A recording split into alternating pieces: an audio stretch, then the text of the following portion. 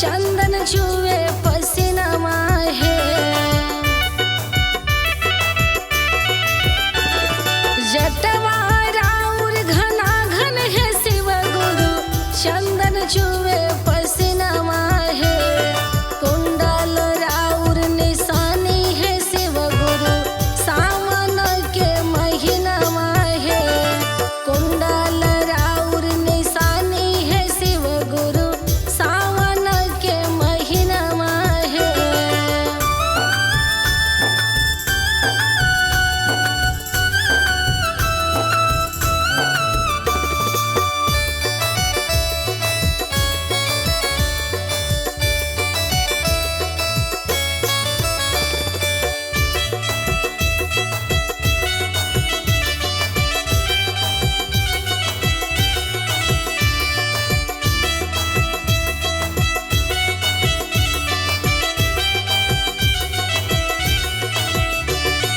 जलवा भरी भरी रखिया ये शिष्या,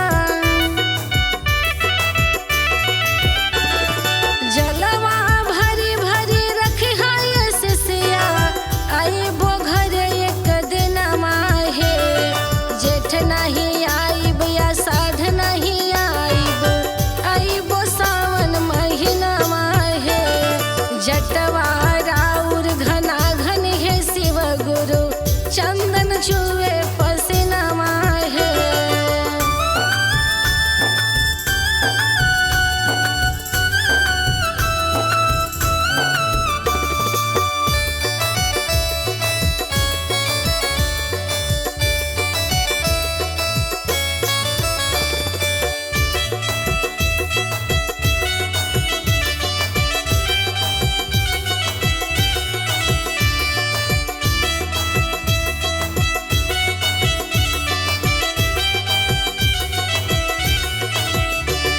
सावन में जलवा लागे मन भावन,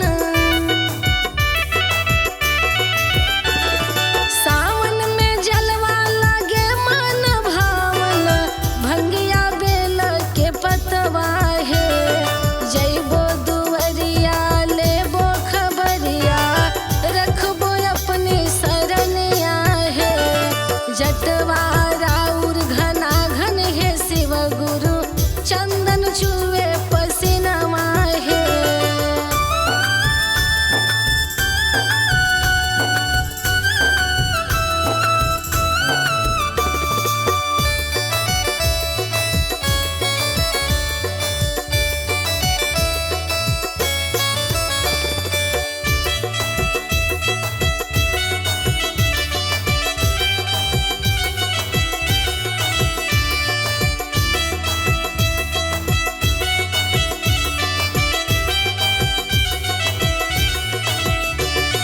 आइब जे घरवा चर्चा कराइब,